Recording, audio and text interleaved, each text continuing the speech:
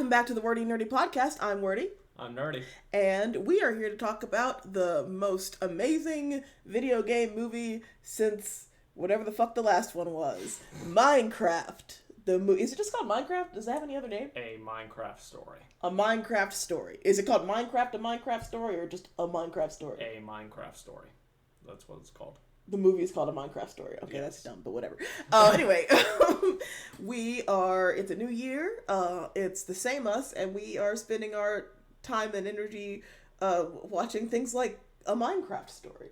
Yeah. Because that's, that was the first movie we've seen this year. Like, that's the first movie we've seen in theaters this year. Yeah, it is the first movie we've seen this year. I mean, to be fair, it's like just now the beginning of April and when we're recording this, and so like February and January almost don't count, for movies. They don't release good movies in those months. Well, January is famous for... Fuck you, it's January! We can talk about it, but I feel like this was pretty much everyone's first movie. Because this is the first success this year, box office wise. Oh, really? For this year. Well, I mean, yeah. When I think about what else has come out this year? Not very much. I guess it kind of kicks off the box office season, which is usually the summer. There was Mickey 17 from Parasite director. There was a Looney Tunes movie that no one talked about. That Warner Brothers I didn't hear about it until after the fact. They didn't market it at all. And then also, I think that same company that revived it actually bought the rights to that one that they didn't release. Oh, the Acme. Yeah, so I think they're going to actually release that, which is good. But I mean, I hope that Warner Brothers bothers to advertise it, because I didn't even hear about the Looney Tunes movie until after the fact. Yeah, all their marketing went to this movie, basically. Was this a Warner Brothers movie? Yeah, this was a Warner Brothers movie. The only success they had this year so far. Well, yeah, okay. Do they have anything else coming? What, don't they have Superman coming out? They had 2 movies released before this, Mickey 17 and then the Looney Tunes movie. And then this was their first success. They have Superman upcoming, and I think that's their only movie else that's upcoming. I could be wrong. Yeah, and then they got some shows. They got Last of Us, and they've got Peacemaker coming up. Yeah. Because I think they try to stagger the summers, because like last summer it was House of the Dragon. So this summer they've got Last of Us and Peacemaker, because House of the Dragon probably won't come until next year. They try to have something going on. Let's hope that season 3 is better. Speaking of House of the Dragon, but anyway, what else do you know about Minecraft? What can you tell us? As you can tell, this movie's not that interesting. We've been talking about other things other than Minecraft movie, because to be honest, this movie. We both saw it, and we both thought it was It's just overall not that interesting of a movie, and overall, we kind of knew that going into it with the trailers. We had very, very low expectations. I thought this was going to be a Borderlands situation, where it was going to be the worst movie ever this year. And we both walked out saying it wasn't that bad as Borderlands, but by no means this is a good movie. This is still a bad movie to me. I mean, my takeaway with it was, I felt like it was a bad movie, but a more acceptable level of bad, if that makes sense, in terms of you have to adjust your expectations. If I'm going in there expecting a train wreck, and I walked out of there thinking, yeah, this makes sense for the demographic that it was aimed at, which is 12-year-old boys. My friend took her little boy who's 8 or 9 and loves Minecraft to see it, and he loved it. He dressed up like the little Minecraft guy, and he had his popcorn. He was hooked. He was probably going to want to see it 10 more times. And he's the demographic that they're going for, little 9-year-old boys who are probably autistic and play Minecraft a lot. Let's just be completely honest. No shade. Speaking from one fellow Tism, and I know the allure, the autistic allure of Minecraft, but yeah, that's the demographic. So it's when I was watching it, I was thinking it honestly kind of gave me some nostalgia for the movies that I used to watch with my little brother and sister when we were kids. Every so often we'd go and see a movie Night at the Museum or whatever, or one of those silly summer comedies, which, by the way, I feel like we don't make those anymore. No. I feel like fun family comedies for the summertime that aren't part of some franchise or a superhero movie or something. Do they make those anymore? Not really. I remember one time I took my mother to see Shark Boy and Lava Girl, the masterpiece that movie is. Yes, indeed.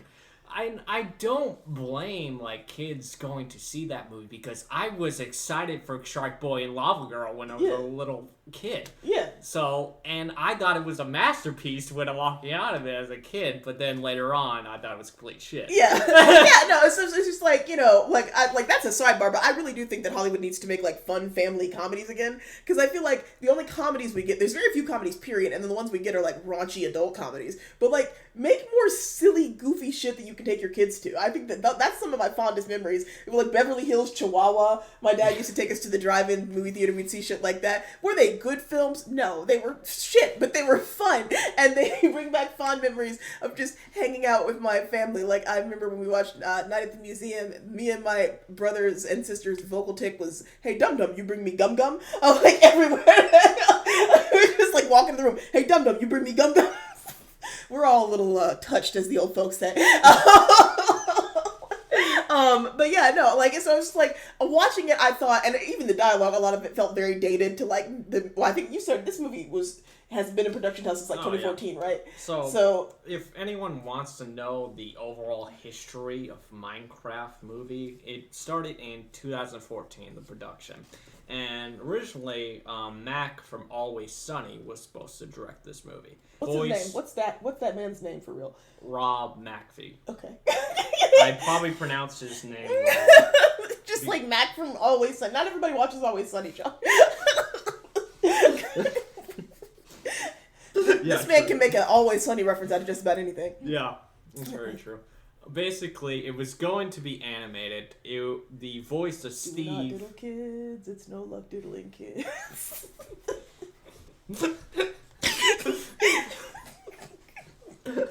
Okay. Nothing is going to make people think you diddle kids more than this song. That one's always sunny. Oh my god, anyway, go ahead. But it was going to be animated, and the voice of Steve was going to be Steve Carell, actually. Oh, okay. Interesting. So, it wasn't originally going to be animated? It was originally going to be animated. That would have made more sense, but okay. The voice was going to be Steve.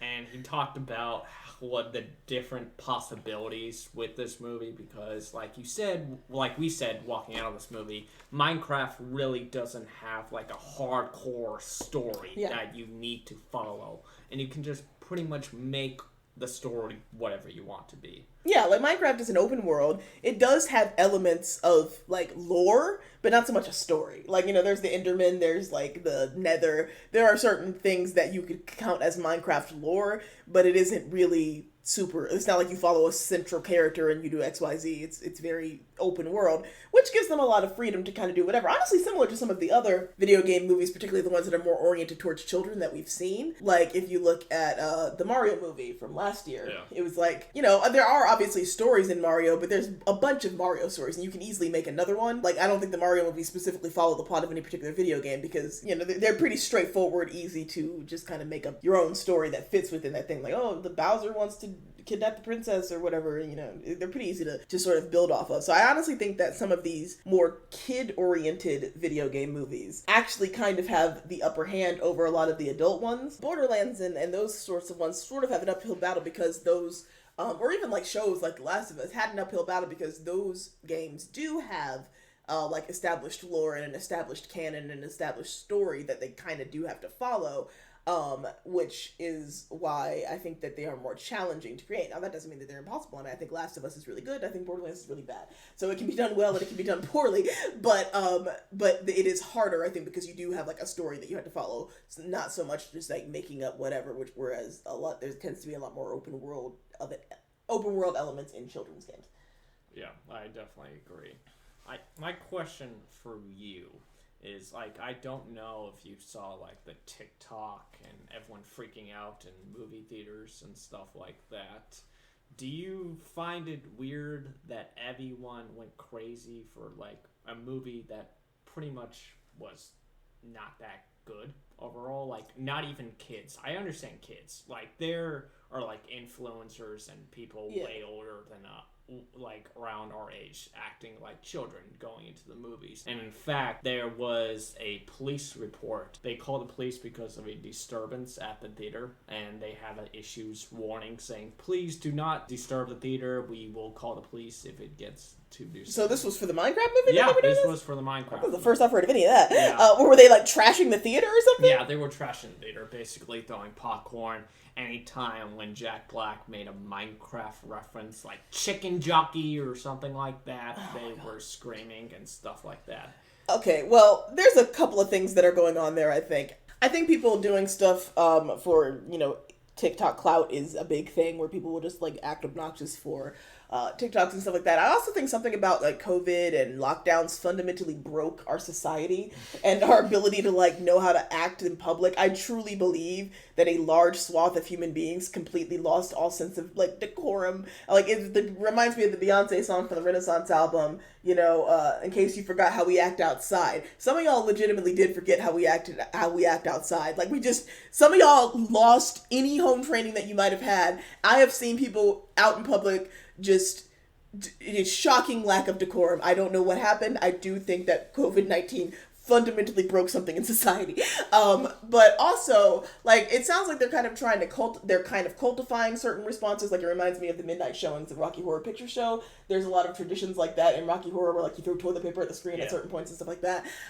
So maybe, this will become sort of like a cult classic in that way where there'll be certain things that you react to in a certain way.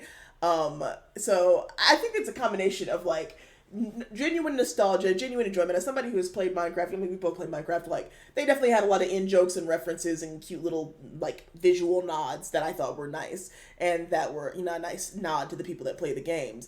And so I can definitely see, like, locking into that and enjoying it for the nostalgia aspect, and the fact that there are, pretty wide, even though Minecraft, like I said, they do have a target audience, I feel like a pretty large amount of people have played some amount of Minecraft before. Yeah. And have some sort of familiarity with it. So I do like that. But, I mean, yes, obviously I think that acting so obnoxious that the cops have to come is, like, just, like, fucking get a life. that is, yeah. Like, I don't want to be like, oh, what did you get arrested for? Acting a fool during the Minecraft premiere. I just, I think that we do need to, like, maybe, not to be the cringe police, but I do think we maybe need to relax a little bit. Yeah, I definitely agree. So, what did you think about the overall plot of Steve's dog being taken by the villain, and then he put the orb back into the real world, and then all the generic plot that you basically said that it's a baby's first day of a plot? Yeah, it was interesting because, like, so the plot was very paint by numbers, very, like, baby's first story structure kind of thing. Jack Black plays Steve, who's this guy from the real world who wants to mine, and so they make a children yearn for the mines joke, and he's like in a boring office job, kind of like the beginning of Stardew Valley, and then he gets isekai'd into this Minecraft world called the Overworld. And so the whole thing is basically just this big, like, Minecraft isekai. Like, there's a real world, also takes place in the 80s for some reason, and so if you were looking at the trailers and wondering why the fuck, like, Jason Momoa had that haircut, that's why. It was like, it's clearly set in, like, the 80s. I'm not sure why, but it is. And so, like, he gets isekai'd into this world.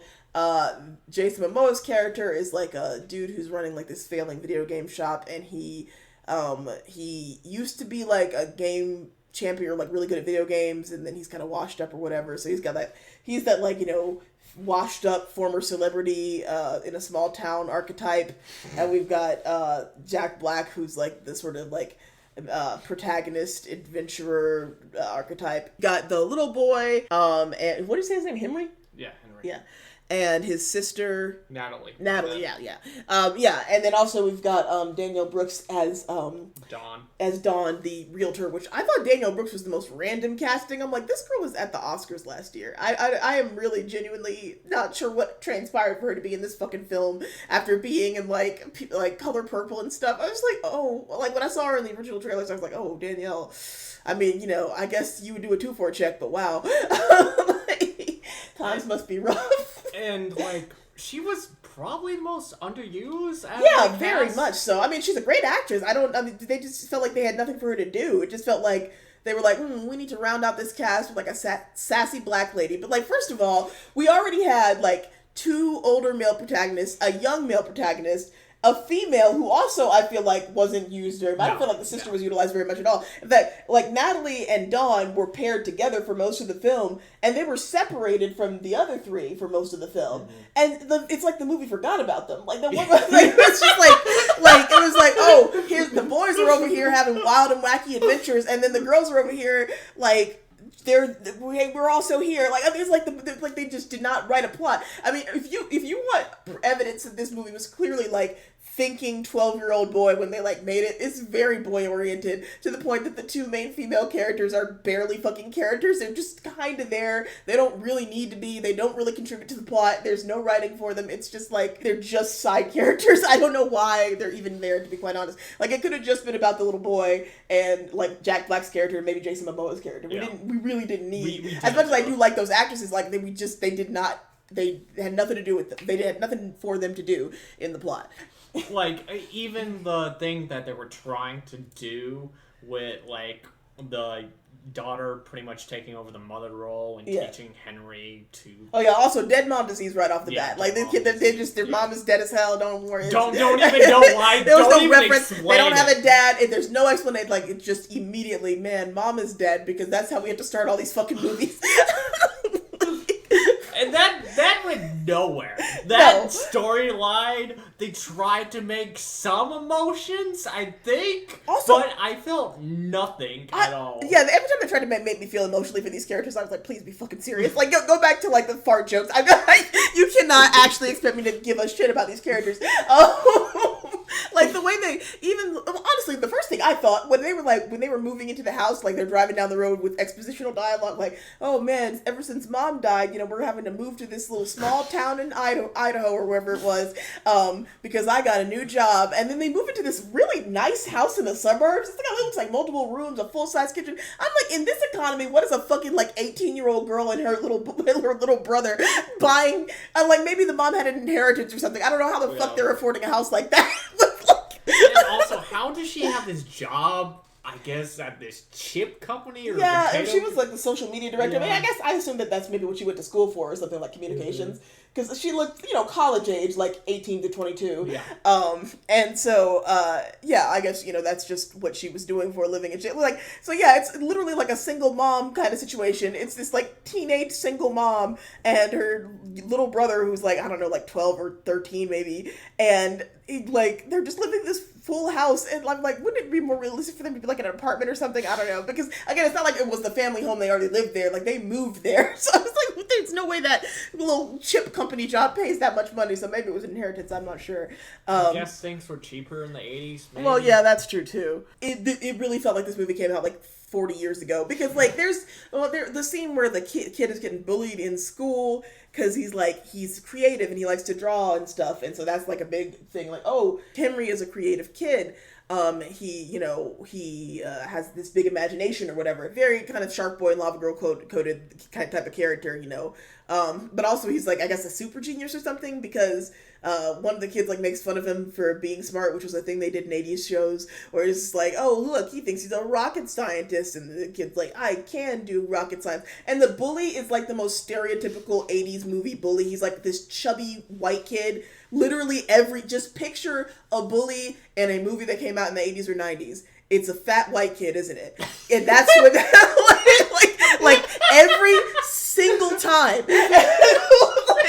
And I'm like, it was like this like little pudgy face, freckle faced little white boy. And he's just like, I'm gonna give you a knuckle sandwich or whatever. It's just like corny shit, just like very dated type shit. And so the kid like builds a whole ass rocket and he takes it outside to show it off. And for some reason, like the school's okay with this. The teacher comes out. It's a whole thing.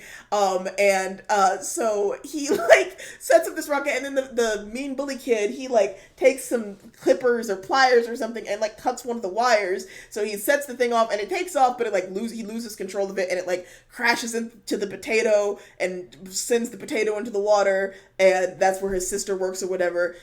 This is never going to be addressed again. Like, he makes some reference to, like, oh no, my sister will be mad at me and I might have got her fired. But, like, we didn't actually see the sister get fired or anything. No. We have no idea if there were any consequences whatsoever for the potato chip thing getting knocked off the building. It's like, the first day of school, this kid does a fucking terrorist attack and everyone's just kind of like, well, I guess that happened. We're moving on. Like,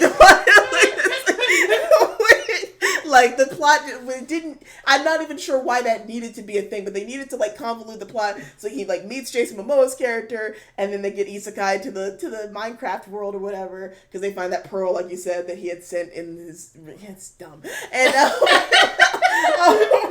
like, it doesn't matter how we're here, okay, it's as goofy as, like, you know, Mario falls down the pipe and the story begins, it doesn't matter, don't even think about it, and so, like, so they're in the Minecraft world or whatever, and Steve is a human like us, but he's been living in this world for a long time, and he gets kidnapped by the piglins. The evil piglin sorceress or whatever is like the main Malekith or something. Yeah, like that. She's the main villain, and she's just her villain story is like she was once creative and she liked to dance, but then everyone made fun of her, so she gave up on her dreams to create, and she hates all creativity and wants just like money and shit, and it's just like okay, like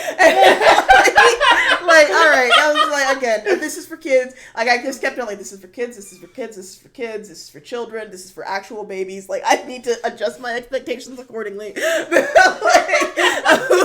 Because I'm sitting here like, oh my god, but I'm like, you know, maybe if I were 8, this would be appealing to me. I'd fine. And so, and so then they just, you know, they're running around. There's like wacky hijinks. They gotta like find the crystal in the cave. They go on like an old-fashioned quest, again, very basic. At the halfway point of the movie, like halfway through like the second act, the Jason Momoa and the little boy get into like a fight, and they like are kind of separated, but then Jason Momoa's character sacrifices, in heavy quotation marks, himself so that Jack Black and the little boy can escape, even though there's no real reason that they couldn't have all escaped, whatever. And he's like they're like, oh, you can make it, and he's like, no, I must sacrifice myself. I'm like, but why? Because the plot of the graph that says how movies go says that this is the point where there's like a thing in the second act. It's like reminds me of like Ralph the Movie Maker's reviews, like, and so this happens in the movie because when you put the chart of the thing, that's where it goes. And so he's like, oh no, so he sacrificed himself so the kids can go away, and I'm like, yeah, I'm sure he's dead for real, because I've never seen a movie before, and I'm a newborn baby. And so then we go into like the third act or whatever. The kid's about to like get the pearl from like the top of the nether portal where the evil piglins are like attacking them or whatever, and like all hope seems lost, and like, oh no, the kid is falling through the air to his death. Oh no, he's totally gonna die for real, you guys. That's actually, his life is in mortal danger. But oh, who's this coming out of nowhere to save him? It's Jason Momoa. He didn't die after all. Good thing I've never seen a movie. I was born yesterday. And that's like, again, I'm sitting here rocking back and forth. It's for kids, it's for kids, it's for children, it's for kids, it's for babies, it's fine. It's just like, all right. So yeah, honestly, talking about the plot of this movie is sort of a waste of time, because it's just like, if you've seen a movie before, you don't need, I can tell you the first 5 minutes, you can fill in the blanks. I promise, whatever like cliche you want to guess, yes. Like, oh, and the little brother and little big sister, oh, and they gotta get the MacGuffin to the mountains and go through a quest and kill a monster, like everything. The most basic fucking D&D quest you've ever played. Like, just, it's not, I don't have to sit here and walk you through, like, the basic structure of a very basic story. It is just, like, yeah, I mean, what were your takeaways? It also has that cliche thing at the end where everyone starts singing. Oh, yeah. The classic, we don't know how to end this movie. Everyone, there's a musical number. It's just, there's a voiceover. Well, no, okay, so first of all, there's a lot of voiceover, particularly in the beginning and the end of the film, which again is a classic for like, we don't know how to like tell this story with like the actions or words of the characters, so we just have to like literally directly tell you and be like, I was once a little boy who wanted to go to the mines, but I was not allowed because I was a child. So then when I was a grown-up, I really hated my job, and then I went to the mines and I found a magical pearl, and it took me to a magical world, and I learned all about the Minecraft world, and I decided to live there forever and build stuff and blah blah blah blah blah blah blah. And it's like, like 10 solid minutes of just dialogue, just like not even dialogue, just like one character directly telling you what they are thinking and feeling because the movie doesn't know how else to communicate that. And then at the end, there's a voiceover where it's like, where are they now? Well, Jenny or whatever her name is did this blah blah blah, and Beavis did a hoochie-ma-whatchit, and then the two gay men, which by the way, Jason Momoa and Jack Black's characters were exploring each other's bodies. You can argue with your mom. These were the homoerotic tension between them was comical. There's a point where they literally are like 69ing in midair. Yeah. Like if Jack goes, let my hips guide you. Like it's no subtext. These men are fucking. It's like it is the most blatant. I'm like, look, I'm not hating. I just was not expecting. I didn't come to the Minecraft movie to watch like Old Man Yowie. I don't know. I did not expect this. This is I didn't expect it. That's all I'm gonna say. But yeah. So then at the end they have like these matching denim jackets and they're like singing a rock and roll song because Jack Black also has like 4 Jack Black contractually required stupid songs. It's just like, it's not a Jack Black movie if he doesn't have. I am convinced it's actually in that man's contract. Like if he's gonna be in a movie, it's gonna be a moment where it sings like this to a dumb song, and it's just like every single time, peaches, peaches, peaches, peaches, peaches. This one it was like la la la la, like just like this man, like oh my god, every time, it's like you might have forgotten it was a Jack Black film, but don't worry, he does have 6 dumb songs. Jack Black is one of those actors that like plays the same character in every film. Like we need to be very for real with ourselves. And quite frankly, Jason Momoa is getting to be in that range too. Like that rock region of just I'm gonna play the same character over and over again, and you're gonna like it. God damn it! I'm muscly and dumb. That's my thing. And yeah, so it was just like, and so so anyway, they have like a musical montage, voiceover montage, because again, they was like, we don't know how to end the movie. Just like, that's how we end films when we don't know how to end films. That's a Minecraft movie. And that's the Minecraft. I mean, yeah, again, it's just like, I feel like this is shorter than our usual to us. We're like, what is there to fucking say? Like,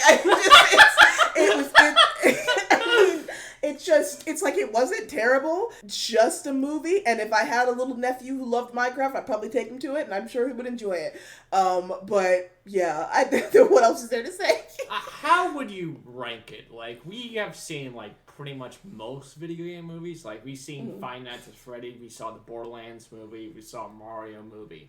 Where would you rank it in between there? Because to me, those are, like, the bad ones most recently. I'd probably put it below Mario movie, but above Borderlands. I think Borderlands would be at the bottom.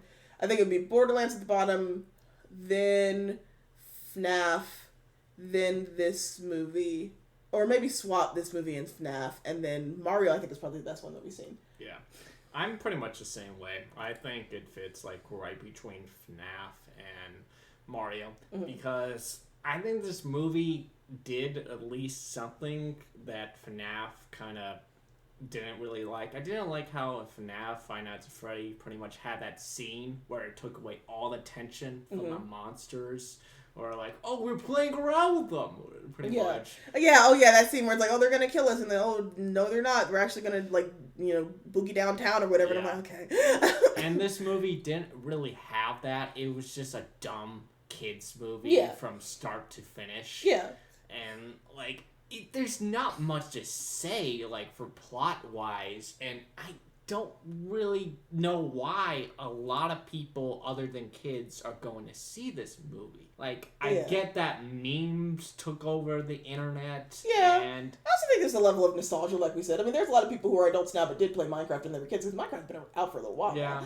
So I think that there's an element of just, wanting to unplug and watch something fun from your childhood. I mean, given the gestures generally everywhere around us, the horrors, TM, I can understand somebody wanting an escape to some silly childhood stuff. Like, I can forgive that. It's like, I feel like it's fine. Like I said, if you have like a kid or a nephew or niece or something who really likes Minecraft, they probably would like it. I think that any child between the ages of like 6 and 12 would probably very much enjoy it if they were interested in Minecraft at all.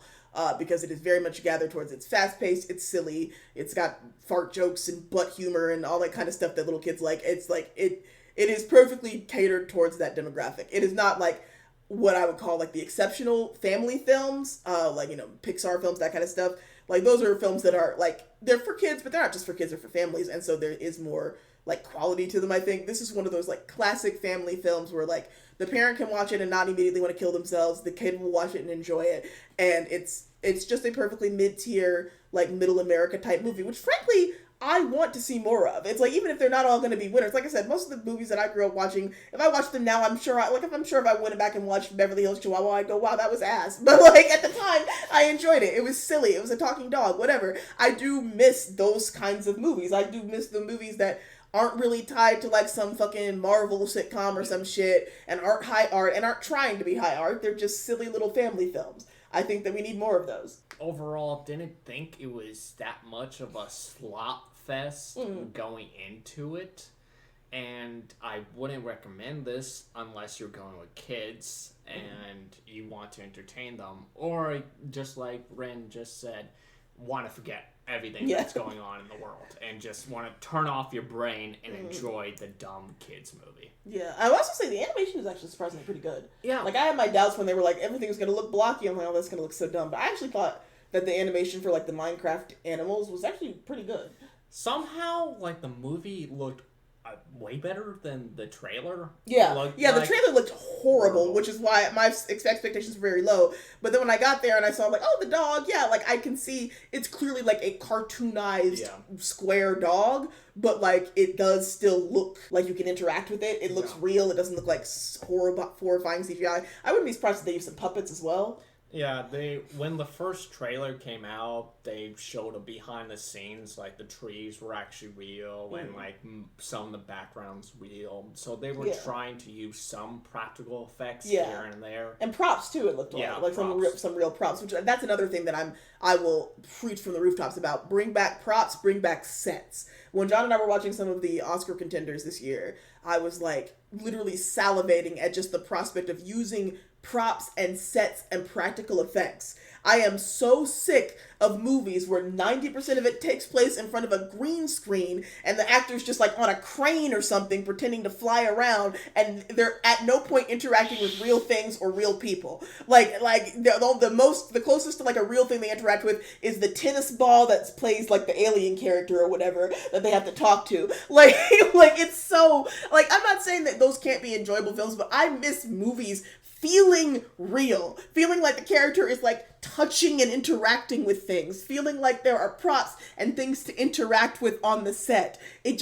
It is so, to me, it connects me so much more to the film than just watching a CGI slot fest where 90% of it is taking place in front of a green screen. And, like, the actors might not have even been in the same room when they were filming. Like, you know, like that funeral scene in, like, Infinity War. Where it's like, there's, like, 25 people. There's like 50 people here. And you know that not one of them, like, there was, like, 10 at a time, maybe. They were not all in the same place at the same time. Yeah. Some of them are very, like, obviously CG'd into the spots. It's just like, I get it. It's hard to organize that many actors to be in the same place at the same time, but like, I do miss seeing that.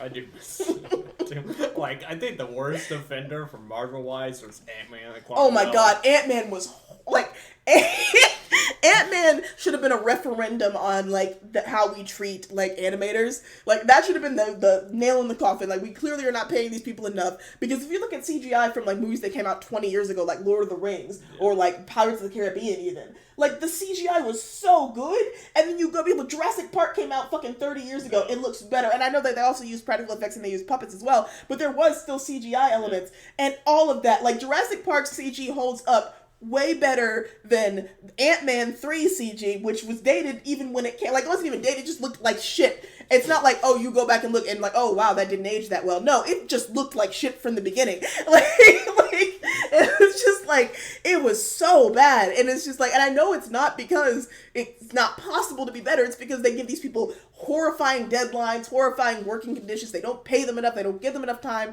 And it pisses me off. Pay the fucking artist.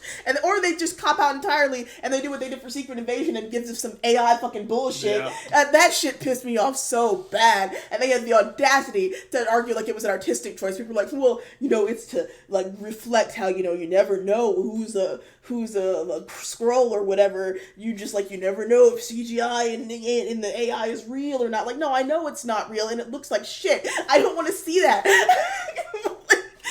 scrolls perfectly imitate the people that they take the shape of. I know that this shit is not real. It looks really bad.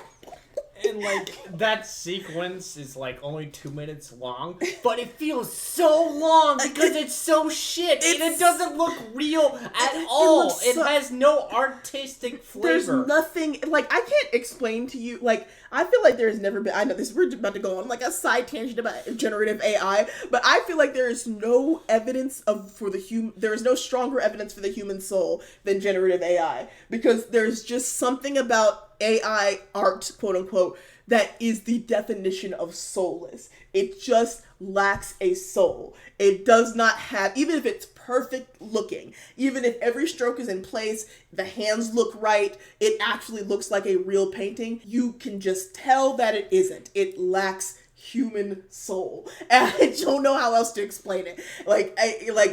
Every AI generated thing I've seen, the commercials, the AI, voiceovers, all that kind of stuff has lacked humanity, has lacked soul. It is fascinating to me. Like, I have never become more a metaphysical believer in the human soul than when I saw what art looked like without it. Like, bringing back to Minecraft, do you feel...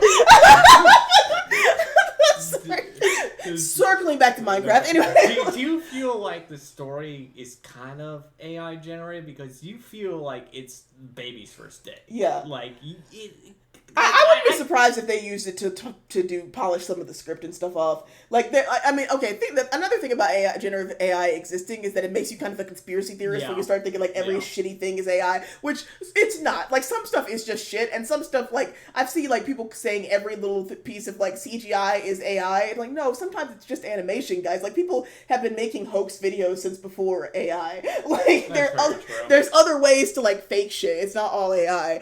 I remember, like, I saw somebody, like, who just, like, reanimated some cut dialogue from Baldur's Gate 3 that they found in the game files, and they were showing it, and people were like, oh, where's this dialogue from? And someone was like, it's AI. It's not AI, it's just cut game files. It's just, like, some stuff is not a conspiracy, it's just, there's dialogue files that did not make the final cut of the game. They exist. The actors did record them. It's just not right. They just didn't make it to the final cut.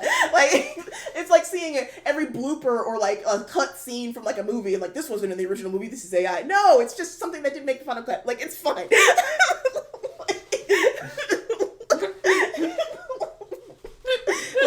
It's just sometimes there are regular explanations for things. But but back to what you're saying about, like, whether it's AI, I don't know. It could be, or it could just be extremely lazy paint by numbers writing. I think I don't know how much of it. Honestly. I don't know how much of it was written during the writer's strike. Because it sounds like it's probably gone through a bunch of rewrites if it's been in production hell for 10 years. 10 years? Yeah. Yeah, so it's probably, the script has probably been rewritten so many times. In total, it had 28 writers. And, like, for, like, just bringing it to the video game industry, which is another one I could go on about for a while, but, like, Dragon Age the Veilguard, the Dragon Age the Veilguard was also in production hell for, like, 10 years or more, and I think they rewrote it, like, 5 or 6 times. Yeah. And it shows, because that writing is shit from a butt. Well, originally that game was supposed to be a live service. Yeah, it was supposed to be live service, which is dumb. Don't know why they were trying to do that. That was very stupid. And then they radically changed the plot multiple times, and it showed, like, there were good moments. There are moments I still enjoy from that game, but, like, some of that writing is just, and I am a believer that some of it's AI. I do think that some of that dialogue is straight up AI, because it is the most inhuman way of describing things. Like, when one of the characters describes being non-binary, and mind you, like, Dragon Age has always had, like, queer characters. They literally have canonical, like, trans people, gay people. That's existed since the beginning of Dragon Age. For some reason, people act like, oh, Dragon Age went woke. I'm like, it's been woke since 2010, you bitch asses. Like, it's like, you could have a gay nun girlfriend in the first fucking game. What are you talking about? It's always been woke.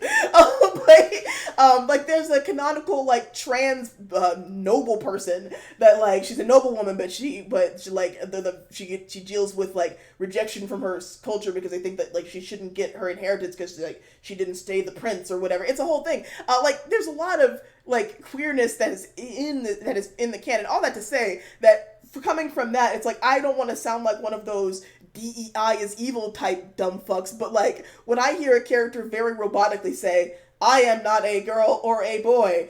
You cannot tell me who I am. I am like something that is not a girl or a boy. It is like I am not on a binary. One day when I was I had to become who I was, which is not. I do not exist on the gender spectrum of it. It's just like, oh my god, am I reading an encyclopedia? This is not how people talk.